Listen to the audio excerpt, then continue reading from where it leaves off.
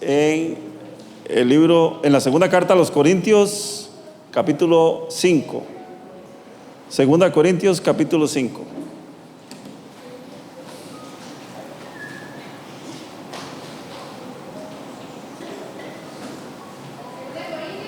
Segunda de Corintios, capítulo 5.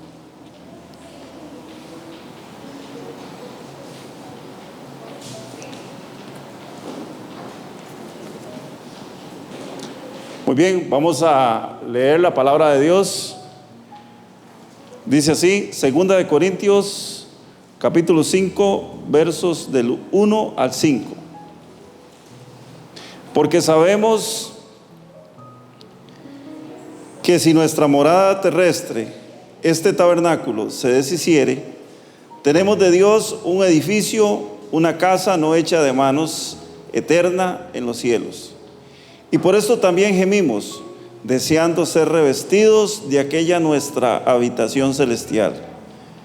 Pues así seremos hallados vestidos y no desnudos, porque asimismo los que estamos en este tabernáculo gemimos con angustia, porque no quisiéramos ser desnudados, sino revestidos para que lo mortal sea absorbido por la vida. Mas el que nos hizo para esto mismo es Dios, quien nos ha dado las arras del Espíritu.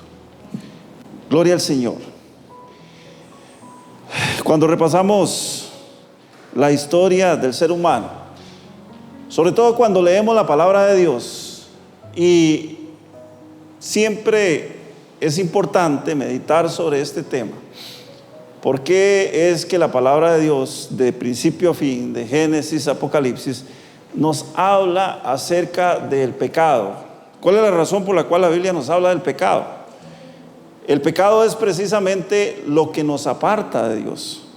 Y recordemos que Dios, en su infinita misericordia, en su infinita voluntad, nos creó a nosotros, nos hizo sus criaturas y nos dejó una vida para que viviéramos. Desde ese momento, entonces, el hombre ha tenido la posibilidad de tomar sus propias decisiones. La historia del ser humano que cae en pecado y que cae en desobediencia, el pecado original, el pecado de desobediencia del hombre, comienza en el huerto de Edén, cuando Satanás induce a Eva a desobedecer a Dios. Eso todos lo sabemos, los requete sabemos. Y Eva a su vez induce a Adán, y desde ese momento hasta nuestros días la humanidad ha tenido que lidiar con esa naturaleza de pecado. La humanidad entera ha tenido que luchar con esa naturaleza de pecado, que es precisamente lo que a todos los seres humanos nos ataca.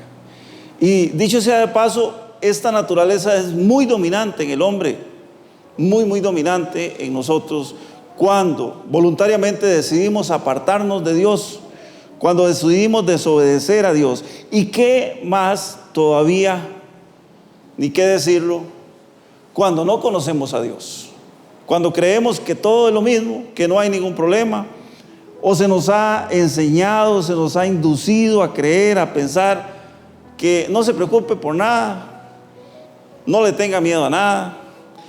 A final de cuentas, Dios, que es tan bueno y tan misericordioso, no va a mandar a nadie al infierno, no va a condenar a nadie. Y si bien es cierto que Dios no manda a nadie al infierno, ni Dios condena a nadie, nosotros tomamos nuestras decisiones y es nuestra voluntad la que nos convierte precisamente en personas apartadas de la voluntad de Dios. Cuando el ser humano se acerca a Dios, la situación comienza a ser un poco más favorable, porque cuando emprendamos cualquier decisión, cualquier camino humanamente hablando, porque nosotros hablamos de caminos, sí, caminos somos los que nosotros tomamos, muchas veredas en nuestra vida. Recordemos que solamente hay un camino y ese es Cristo Jesús, pero humanamente hablando, en nuestra vida secular, en nuestra vida común y corriente, tomamos a veces decisiones, llamémosle caminos a esas decisiones, atajos a través de los cuales queremos hacer algunas cosas. Cuando esos atajos que tomamos o esas decisiones que tomamos, las emprendemos de la mano de nuestro Creador, vamos a tener el cuidado del Señor, vamos a tener la protección de Dios, el total cuidado de Dios. Y no vamos a tener que preocuparnos por nada, siempre y cuando estemos agarraditos de la mano del Señor. Cuando un niño está pequeñito, anda de la mano de su mamá, de la mano de su papá, y si se tropezare, si fuera a caer, si va a subir a una acera, él sabe que él no tiene ningún problema. ¿Por qué? Porque siempre va a tener esa mano que lo sostiene. Así somos nosotros en las manos del Señor. Pero si nos vamos al caso contrario y practicamos una vida lejos de la presencia de Dios, vamos a estar constantemente siendo acusados por el enemigo. Cuando nosotros sabemos que andamos mal, como decimos, en malos pasos, vamos a tener la acusación del enemigo constantemente. Y el ejemplo de este estado de acusación, yo quiero que lo veamos desde el punto de vista bíblico, desde el punto de vista del texto bíblico, porque el estado de acusación trae en nosotros deshonra, trae en nosotros dolor. Lo vamos a encontrar en el libro de Génesis capítulo 3, verso 7. Dice Génesis 3, 7. En ese momento se les abrieron los ojos. Está hablando de Adán y Eva. En ese momento se les abrieron los ojos y los dos se dieron cuenta. ¿De qué se dieron cuenta? Estaban desnudos. Se dieron cuenta que estaban desnudos. Entonces cosieron hojas de higuera y se cubrieron con ella. Lo primero que encontramos aquí es que para los hijos de Dios, para nosotros los hijos de Dios, el pecado nos abre los ojos e inmediatamente después que pecamos nos vamos a sentir sucios y apartados de Dios. No sé si usted en algún momento ha sentido esa reprensión. Se siente uno sucio, se siente uno apartado de Dios, se siente uno alejado de Dios. Y aquí viene un concepto muy interesante, porque dice ese verso 3 que al serle abiertos los ojos, o sea, en el momento que ellos pecan, que entran en ese estado de desobediencia, los ojos de ellos son abiertos e inmediatamente se dan cuenta de que estaban desnudos. Entonces dice que corren a ver cómo tapan esa desnudez.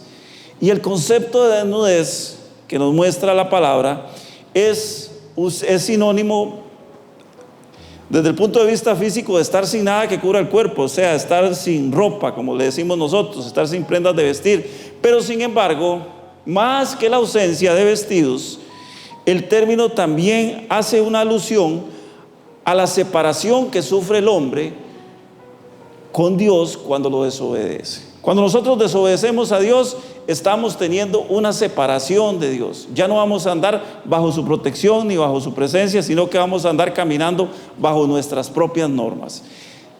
Desobedecemos a Dios y esa desobediencia no viene sola, lamentablemente.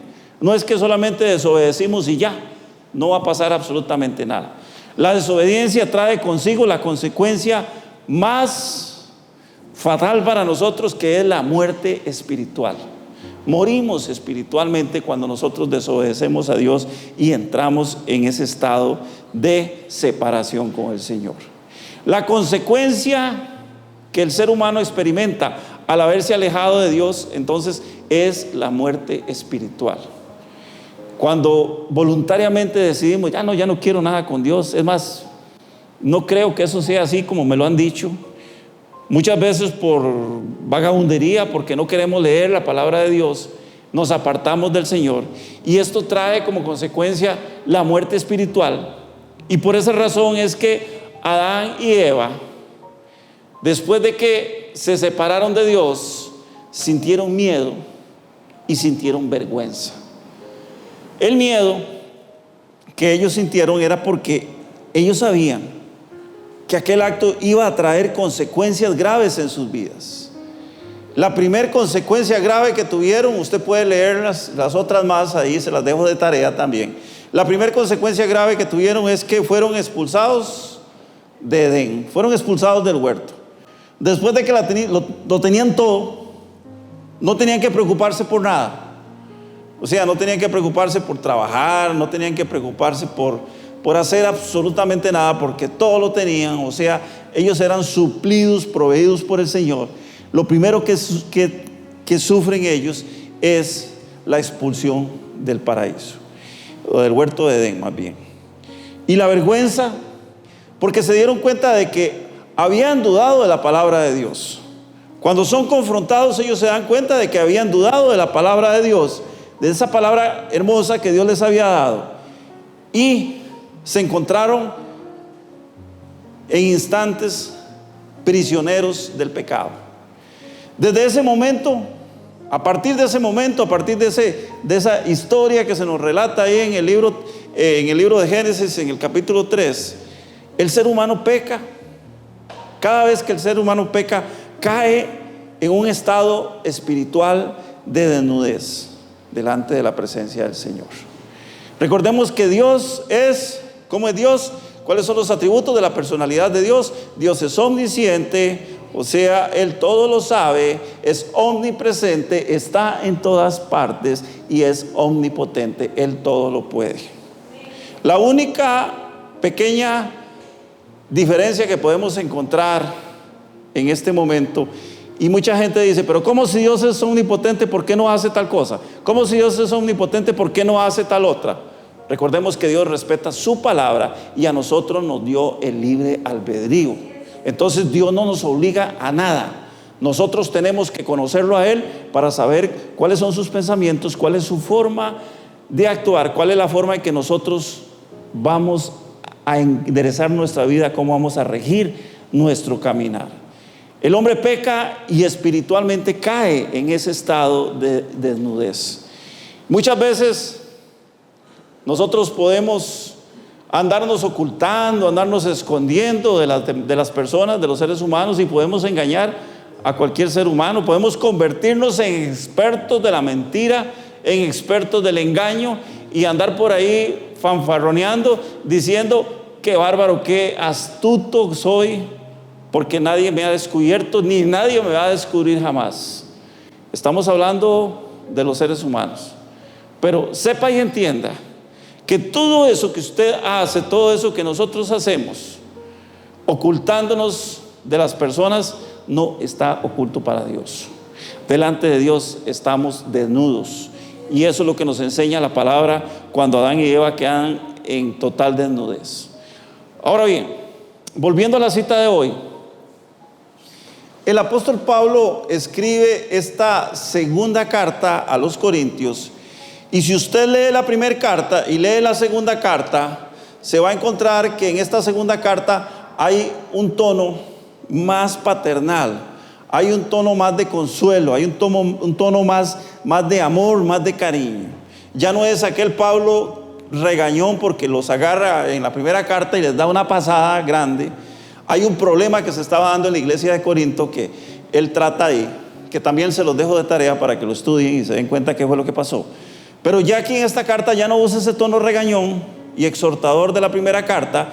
Ahora él viene y trata de infundirles consuelo, trata de infundirles aliento. Él sabía que la vida del cristiano no era un camino de flores, y esto es algo que nosotros también lo sabemos. Usted sabe que ser cristiano no es fácil, a diferencia de como nos lo han enseñado. Ser cristiano no es fácil. Es una senda de espinos, es una senda donde se deben vencer día a día los obstáculos. Debemos vencerlos de la mano de Jesús, por supuesto. Nosotros por nosotros mismos no podemos hacerlo, pero tenemos que estar de la mano del Señor todos y cada uno de los días de nuestra vida. Por eso es que la vida del cristiano no es cosa fácil, no es cosa liviana. Inicia Pablo este capítulo 5 recordándole a los habitantes de Corinto y a nosotros también en la actualidad. Recordemos que la palabra de Dios no pasa de moda. Si bien es cierto, la palabra de Dios fue escrita para un destinatario, para un pueblo específico en ese momento, también ha trascendido las barreras de la historia y es aplicable a nosotros en nuestros días. Porque si usted analiza las mismas interrogantes, las mismas dificultades, los mismos problemas que tenía la gente de hace 2000 años son los problemas que estamos enfrentando en este siglo nosotros también. Sabemos que esta es una de las mayores preocupaciones de la raza humana. Lo que Pablo precisamente le recuerda a los habitantes de Corinto, les dice acerca de la existencia del hombre en la tierra. Y él les dice, no se preocupen tanto, porque la existencia del ser humano sobre la tierra es pasajera. Esto se acaba, en algún momento se acaba. Porque aunque inconscientemente nosotros como seres eternos que somos, abrigamos dentro, en nuestro interior, un concepto de eternidad, siempre va a existir una interrogante. Y yo sé que usted la tiene, usted se la ha planteado en algún momento. Incluso en algún momento ha sentido temor, se ha sentido asustado, se ha sentido preocupado. Depende de cuál sea su concepción acerca de este tema. Usted, independientemente de ese concepto que usted tenga de la eternidad, siempre va a existir esa interrogante con respecto a lo que nos sucede, a lo que nos va a suceder a cada uno de nosotros. Hago paréntesis, si Cristo no viene antes y nos lleva, porque entonces no sucedería esto, pero llegará un momento en que nuestros órganos dejen de funcionar. Llegará un momento en que su corazón deje de palpitar o de latir, como llaman, como le dice la gente. Llegará un momento en el cual sus pulmones no se carguen de oxígeno. Llegará un momento en el cual la sangre no corra por nuestras venas. Ya nuestros órganos dejan de funcionar y el cuerpo ya no muestra signos vitales. Y hemos pensado, bueno, ¿qué pasa?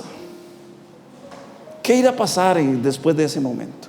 Y yo sé que tal vez sea un poco bizarro decirlo de esta forma, pero tan pronto nosotros dejamos de vivir, nuestro cuerpo entra en una transformación total hasta el punto en que se llega a descomponer íntegramente. Todo, absolutamente todo. Este cuerpo que nos mueve, que nos transporta, que cuidamos tanto, que chineamos tanto, que todos los días lo perfumamos, lo bañamos, le ponemos gel al cabello, los que somos de cabello lacio, etcétera, etcétera. Le ponemos zapatos, le ponemos medias, todo eso. Este cuerpo algún día se va a desintegrar. Entonces, el apóstol Pablo nos hace una propuesta ante esas preguntas, ante esa interrogante. Él nos dice que en ese momento en el cual nos desconectamos de nuestro cuerpo, o sea, recuerde y sépalo bien, esto que nosotros andamos es un estuchito, es un vehículo que nos mueve, que nos permite ir de un lado a otro. Pero en el momento que nos desconectamos, dice el apóstol Pablo, vamos camino hacia algo mejor. ¿Sabía usted eso? Vamos camino hacia algo mejor. Y nos lo dice muy claramente en la primera carta a los Corintios, en el capítulo 15, versos 52 y 53. Dice exactamente así: en un momento, en un abrir y cerrar de ojos, a la final trompeta, porque se tocará trompeta, y los muertos serán resucitados incorruptibles, y nosotros seremos transformados. Está hablando exactamente del arrebatamiento. ¿Qué va a pasar con nosotros? ¿Qué va a pasar con este cuerpo? Va a ser transformado.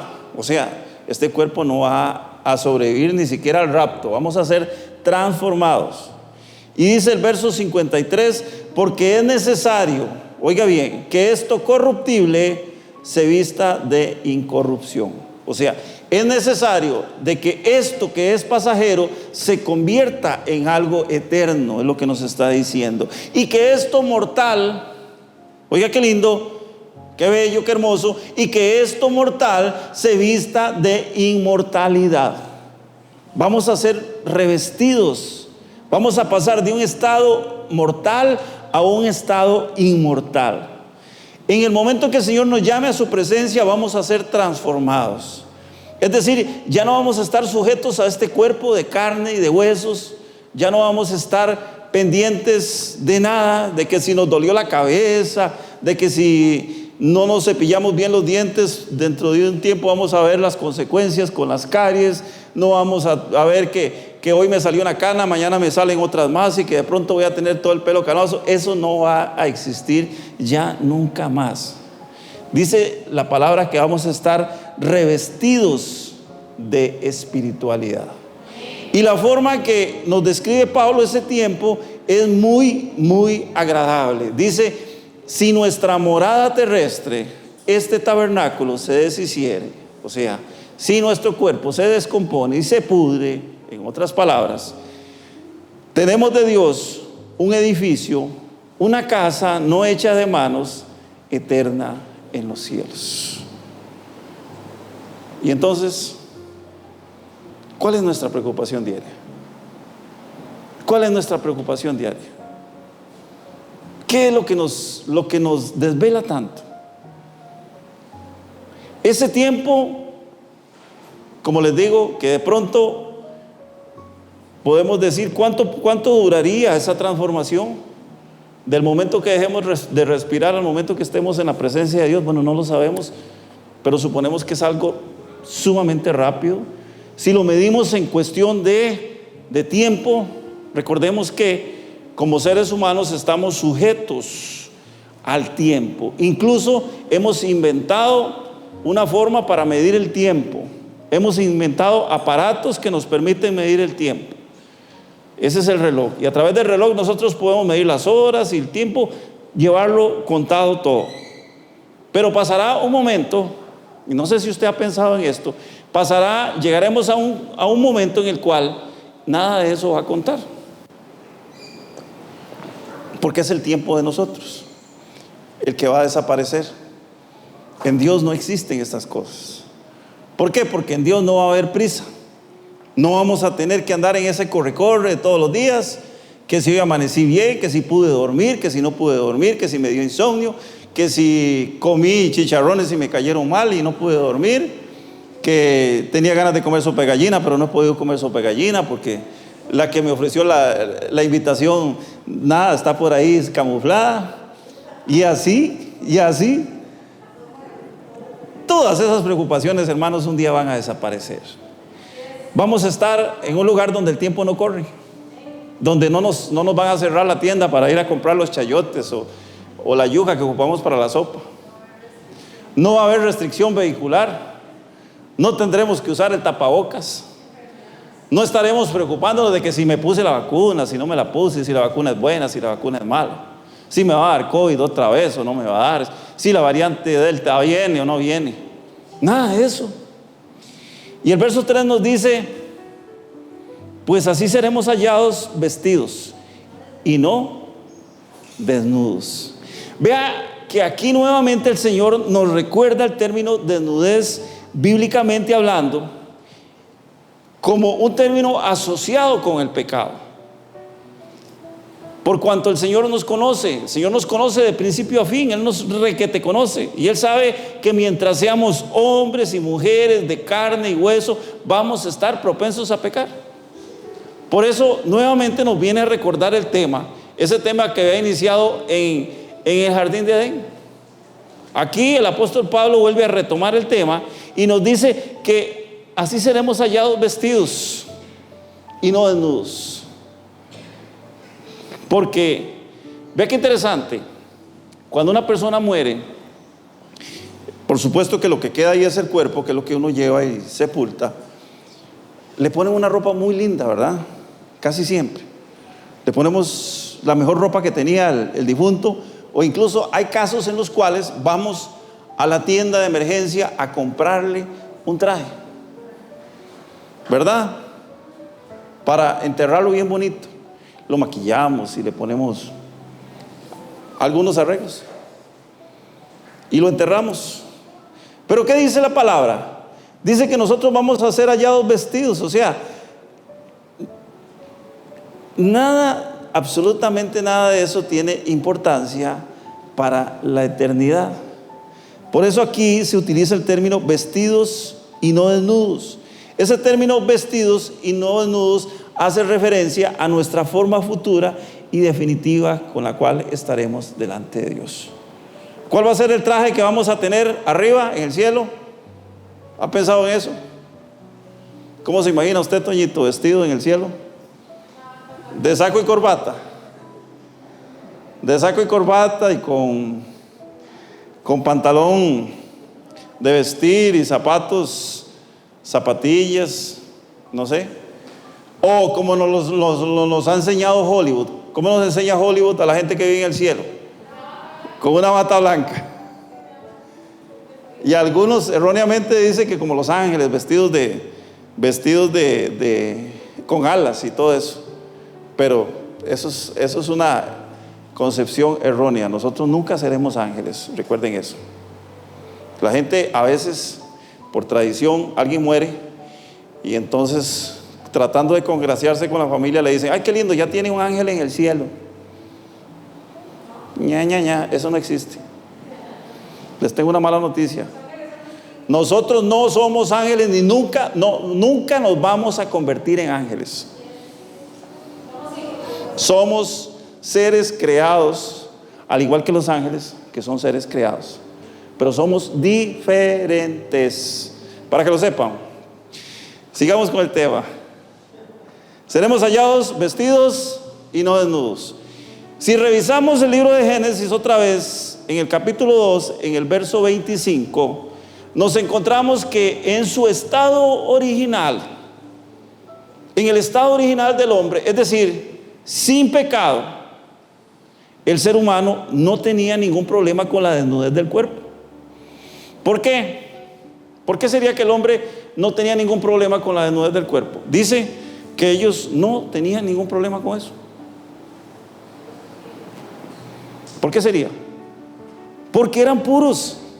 Su alma y su espíritu eran puros, no tenían pecado.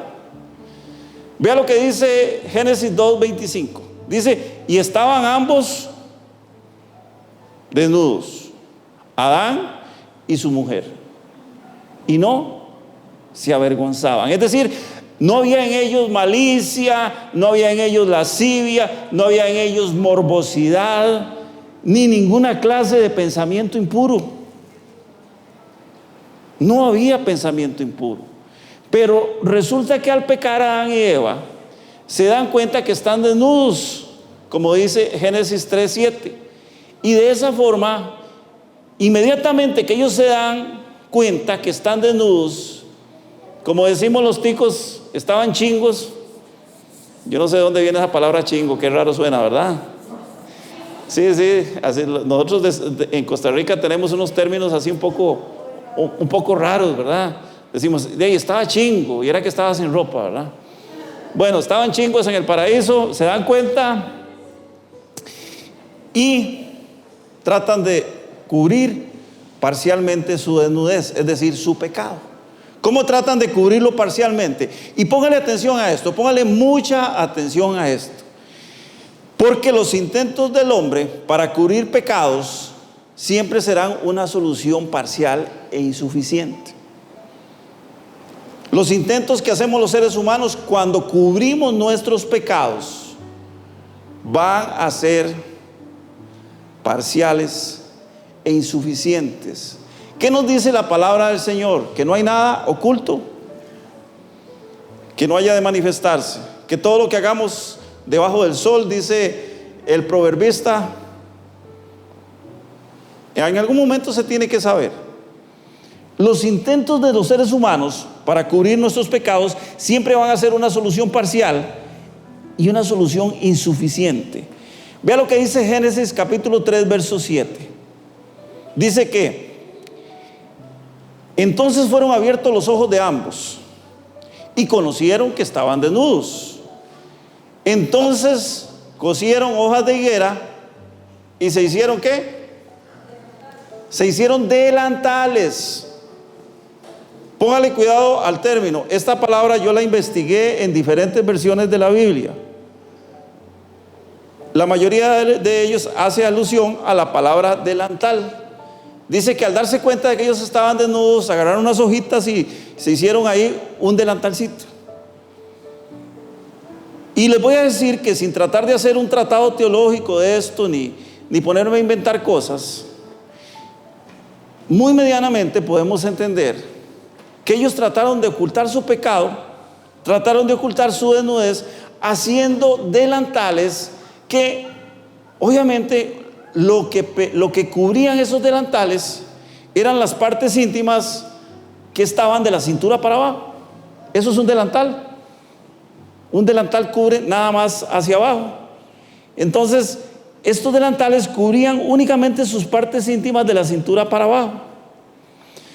No cubrían la desnudez total. No la cubrían. De esos recién inaugurados pecadores. Bienvenidos al mundo del pecado, les dijo la serpiente después de que los indujo. A partir de este momento ustedes son pecadores. Y ellos se dieron cuenta de que estaban desnudos. Y les dio un vergüenzón cuando Dios los confrontó. Y Dios se va y los llama y les dice: ¿dónde estás? Y dice: perdón, Señor, es que me di cuenta que estaba desnudo, que estaba chingo, como decimos los ticos. Y tuve miedo, vergüenza, temor. Y entonces me dice este taparrabito así pequeñito, me cubrí la desnudez. Habían sido inaugurados en el pecado, estaban debutando en ese momento. Cuando el ser humano, sin la asistencia de Dios, trata de cubrir sus pecados, y esto entiéndalo de una vez, cuando usted sin la ayuda de Dios, cuando yo sin la ayuda de Dios, cuando cualquiera de nosotros sin la ayuda de Dios tratamos de cubrir nuestros pecados, lo único que hacemos es atender a soluciones parciales. Es como si quisiéramos ponerle un delantal o un taparrabo al pecado, dejando descubiertos el resto de nuestros pecados. Imagínese usted que usted tiene una pila enorme de cosas, de pecados, y va y les pone una servilleta, un trapito. Supongamos que este atrio es el pecado, y yo voy a taparlo y vengo y le pongo esta servilletita aquí. Esas son las soluciones parciales que hacemos los seres humanos cuando tratamos por nuestros medios de cubrir el pecado. Pero en cambio, cuando Dios actúa, la solución es total. Dios no deja nada a medias. Dios no deja nada destapado. Vea lo que dice Génesis capítulo 3, verso 21. Dios se dio cuenta de la torta que se habían jalado. Claro que Dios lo sabía, por supuesto. Y entonces los ve: ay, pobrecitos, dice: a mis chiquitos, se hicieron un delantalcito y se taparon nada más ahí. Pero vea, todo lo demás está peladito. Voy a darles una solución integral. Eso es lo que dice el Señor cuando nosotros caemos en pecado y se da cuenta que nosotros andamos buscando soluciones parciales. Dice Génesis 3:21: y Jehová Dios hizo al hombre y a su mujer túnicas de pieles y les tapó una parte de la desnudez. No dice: y los vistió íntegramente. Las soluciones de Dios, hermanos, para el problema del pecado en el hombre es integral. Recordemos que por esa razón fue que Cristo vino a la tierra. Por esa razón fue que Cristo vino a morir por nosotros. Apocalipsis capítulo 1, verso 5 dice: y de Jesucristo, el testigo fiel, el primogénito de los muertos y el soberano de los reyes de la tierra. Y ahora sí, al que nos amó y nos lavó de nuestros pecados con su sangre. Recuerde que Cristo, cuando murió por nosotros, no nos quitó una manchita, no tapó el pecado con la servilleta, como les decía anteriormente. No limpió un puntito de pecado que tenía. Dice que íntegramente a nosotros nos lavó. Eso fue lo que Dios hizo cuando en el huerto de Edén le dio una túnica a aquellos que habían pecado. O sea, su pecado quedó cubierto por el poder de Dios. Recuerde esto, hermano: nuestros pecados, hermanas, nuestros pecados han sido cubiertos por la sangre de Jesucristo. Personalmente opino, es una opinión personal, que Dios en la Biblia nos muestra de sí mismo. Dios nos revela de sí mismo su ocupación y su preocupación. Eso lo encontramos en la Biblia. La gran ocupación de Dios a través de toda la historia bíblica, de toda la historia del hombre, ha sido tratar de hacer que el hombre cabezón, jupón, terco, necio, majadero, entienda el gran problema que tiene por delante, si no endereza el rumbo de su vida y se aleja del pecado. Esa es la gran ocupación de Dios. Dios ha pasado ocupado durante todo el tiempo en que se escribió la Biblia para hacernos entender que debemos enderezar el rumbo de nuestra vida y debemos alejarnos del pecado. Y ya lo hemos dicho en predicaciones anteriores, la mayoría de nuestros problemas que nos alejan de Dios están en nuestra mente. La mayoría de los problemas que nos alejan de Dios están en nuestra mente. Por ese motivo es que tenemos que sustituir. Tenemos una receta importante, muy fácil de aplicar, que no la vamos a comprar en la farmacia, no la vamos a comprar en ningún supermercado. Es una receta práctica para la vida que Dios nos da. Dice el apóstol Pablo que nuestros pensamientos nocivos, todos esos pensamientos que nos alejan de Dios, tienen que ser sustituidos. ¿Cómo cambio yo una forma de pensar? Sustituyendo los pensamientos que me hacen daño, que están en mi mente. Sea algo honesto, sea algo justo, sea algo puro, sea algo de buen nombre, dice el apóstol Pablo, en eso pensar. Y la gran preocupación de Dios, por supuesto, es que los seres humanos no queremos seguir su consejo. Esa es la gran preocupación de Dios a través de toda la Biblia. Dios sabe que nosotros no queremos seguir el consejo de Él. En el libro de Isaías, en el capítulo 30, verso 15, y se los voy a leer en la nueva versión internacional, dice: porque así dice el Señor omnipotente, el Santo de Israel, en el arrepentimiento y la calma está su salvación, en la serenidad y la confianza está su fuerza, pero ustedes no lo quieren reconocer. Repito, en el arrepentimiento y la calma está su salvación. ¿Por qué en el arrepentimiento y la calma? Porque nosotros nos arrepentimos, pero nos ofuscamos. Nos arrepentimos, pero queremos salir corriendo a ver qué hacemos. Como si el arrepentimiento no fuera suficiente para que Cristo nos perdone. Como si tuviéramos que agregarle algo más, un poquito más al sacrificio de Cristo.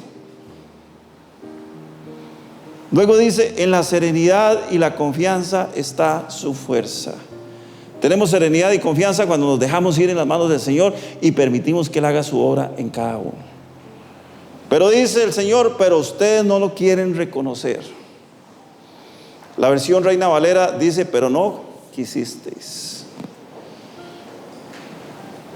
Dice Pablo que mientras estamos en este cuerpo nosotros gemimos.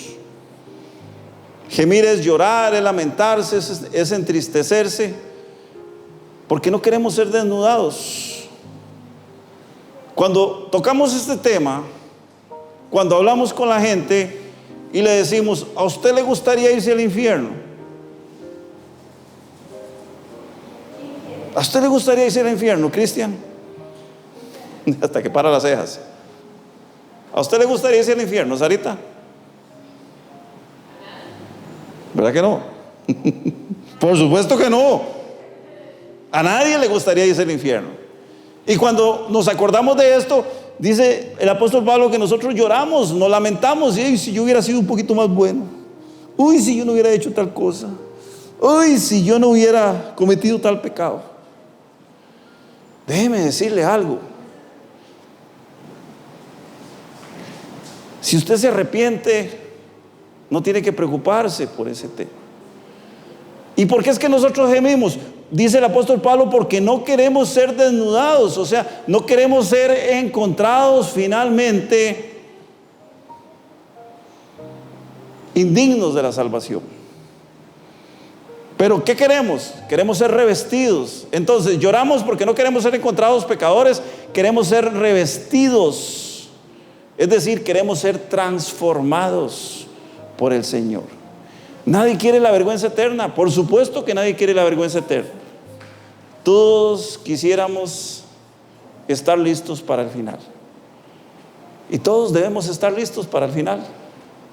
Lo que tenemos que entender es: el sacrificio de Cristo en la cruz es suficiente para que nosotros podamos proyectar esa partida hacia el encuentro con el Señor, donde Él nos va a dar un cuerpo nuevo, que no se va a envejecer, que no va a tener problemas de ningún tipo, que no se va a enfermar. Ese va a ser nuestro destino final. Dice finalmente el verso 5 de 2 de Corintios 5: mas el que nos hizo para esto mismo,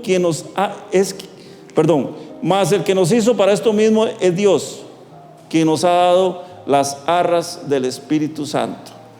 Aquí encontramos una palabrilla muy simpática, que es la palabra arras. ¿Qué significa arras? Arras significa promesa o garantía. Cuando una persona va a hacer un negocio, va a hacer un trato, se da mucho en el asunto de cuando la gente negocia bienes inmuebles, propiedades, se da una señal de trato. Entonces, esa señal de trato es la garantía de que el comprador va a cumplir con lo que está prometiendo. El Señor no tiene que darnos garantía de nada. Sin embargo, Él, en su desprendimiento, en su gran amor, en su gran misericordia, dice el apóstol Pablo que nos da arras, promesa o garantía. Dios nos ha dado el Espíritu Santo como garantía de que nuestro final será un final feliz por una eternidad. Esa es la garantía que tenemos. Esa es la promesa del Señor. Recuerde que Jesús, en un tiempo en donde no estaba la presencia del Espíritu Santo, en donde no estaba accesible, recuerde que Jesús era el Espíritu Santo, la presencia de Dios, y Él andaba por la tierra. Entonces Él dice: yo me voy, pero les voy a dejar a uno que me va a representar, que los va a consolar, que les va a redarguir a ustedes, o sea, los va a confrontar cuando ustedes estén en pecado, pero también les va a enseñar acerca de que yo soy la justicia, y les voy a enseñar también acerca de lo que va a ser el juicio. Y entonces Él nos deja el Espíritu Santo. Jesús se va y nos deja el Espíritu Santo como una garantía de que nuestro final va a ser feliz por una eternidad. Algo un poquito mejor que la película de Shrek. ¿Vieron la película de Shrek ustedes? Cuando dice felices por siempre, ¿verdad? Eso es más que eso todavía. Es felicidad en una eternidad. Y eso lo vamos a lograr únicamente con la presencia del Espíritu Santo con nosotros. Si no tenemos la presencia del Espíritu Santo, hermanos, estamos fritos, estamos caídos, no tenemos nada. Por eso es que tenemos que procurar, si no lo hemos adquirido, si no tenemos al Espíritu Santo, tenemos que orarle a Dios y tenemos que decirle: Señor, yo me arrepiento de todos mis pecados. Señor Jesús, yo reconozco que tú eres el Hijo de Dios, que tu sacrificio en la cruz fue suficiente para que yo pudiera adquirir vida eterna. Señor Jesús, te pido perdón en este día. Te pido, Señor, que mi nombre esté escrito en el libro de la vida en el momento que yo llegue a tu presencia. Y el Señor permitirá que su Santo Espíritu more en usted y en cada uno de los que lo soliciten. Procuremos tener siempre presente que nuestros pecados ya han sido pagados. Ya fueron pagados por Jesucristo. Que Dios nos ha provisto de un vestido definitivo para nuestra desnudez. Ya no vamos a andar más desnudos, ni nos vamos a presentar desnudos delante del Señor cuando lleguemos a su presencia. Permanezcamos firmes día a día, esperando la venida del Señor Jesucristo. Y les recuerdo lo que dijo el Señor Jesucristo en Mateo capítulo 24, verso 13. Mas el que persevere hasta el fin, este será salvo. Que el Señor les bendiga en esta mañana y que la paz de Dios, que sobrepasa todo entendimiento, los guarde.